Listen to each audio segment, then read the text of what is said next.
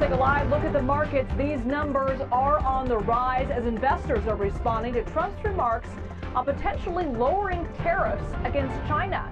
And just moments ago, the president gave an impromptu remark to the press outside the White House. Take a listen to what our cameras caught from that moment.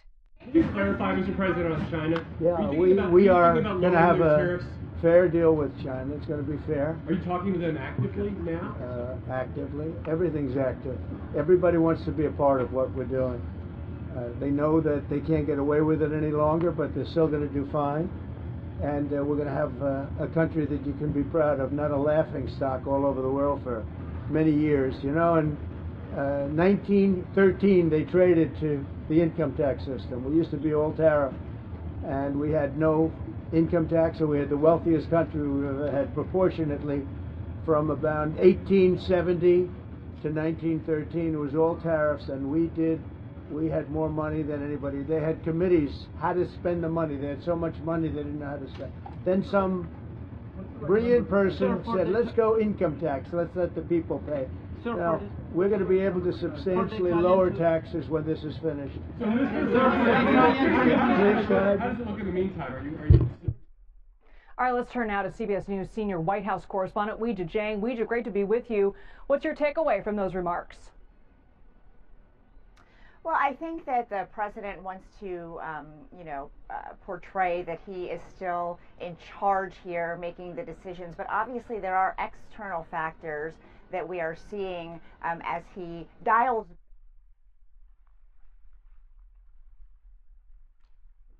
China in this trade war that he started. It's also remarkable that the president, he was actually out here looking at the lawn, Liz, because he says he's installing 2 100-foot flagpoles, and this was an unannounced visit to the press, and on his way back into the White House he stopped and took these questions about tariffs. But obviously even though the White House publicly says that whatever happens on Wall Street doesn't matter, the president just views the markets as a snapshot in time. It does matter as he is making these decisions, and this response that we're seeing now, an uptake, could make a difference as well, because it not only follows what the president has been saying, but also what his Treasury Secretary said, that this escalation has to stop, that essentially they have to find some kind of an off-ramp because the trade war is unsustainable. Yeah, we're seeing the markets respond to all of that today, Weijia.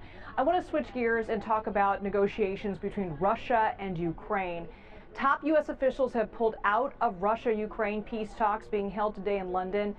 That means President Trump's Ukraine envoy will take Secretary of State Marco Rubio's place at that table. And meanwhile, Vice President J.D. Vance says the U.S. is still ready to walk away from these negotiations. So here's what he had to say while traveling to India, and then we'll check back in with you after that.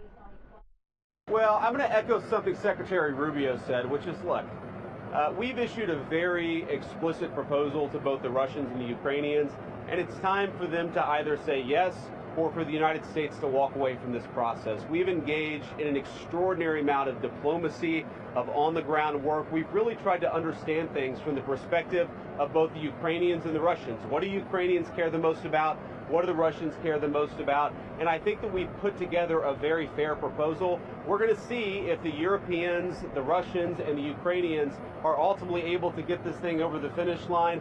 Again, I feel pretty optimistic about it. I think everybody has been negotiating in good faith, but it's now time, I think, to take, if not the final step, one of the final steps, which is at a broad level, the parties saying, we're going to stop the killing, we're going to freeze the territorial lines at some level close to where they are today, and we're going to actually put in place the kind of long-term diplomatic settlement that hopefully will lead to long-term peace.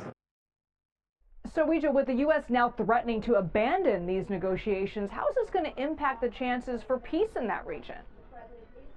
Well, it's not only Secretary Rubio that said that, like the Vice President just said. In the Oval Office on Friday, I asked President Trump directly to respond to what Rubio said, that the U.S. would have to figure out in a matter of days whether a deal would be possible. And the President said Rubio is right, that they are running out of time, and that there's been already so much investment in on-the-ground diplomacy that basically these two sides have to decide whether they're going to make real progress or not. And then I asked President Trump what he needs to see from both sides in order to keep negotiations on track. And he said he has to see, quote, enthusiasm to end the war. Well, fast forward just a couple days after that was Easter, and Putin surprisingly called for a 30-hour Easter Day truce, a ceasefire, and they couldn't even get through that.